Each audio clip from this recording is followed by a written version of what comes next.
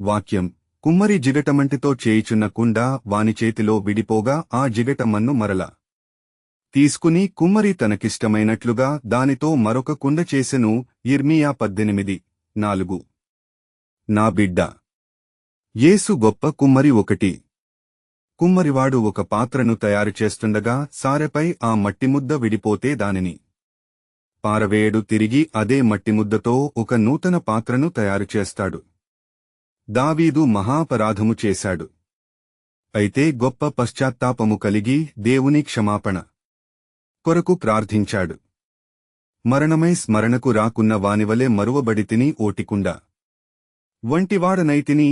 కీర్తన 31:12. అని పనికి రాని తన జీవితాన్ని దేవుని చేతిలో పెట్టాడు.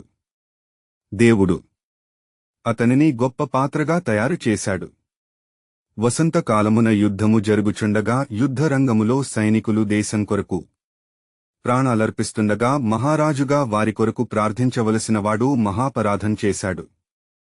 మన జీవితాలను రక్షణ పాత్రలుగా, సువార్తలు పాత్రగా దేవుడు తయారుచేస్తాడు.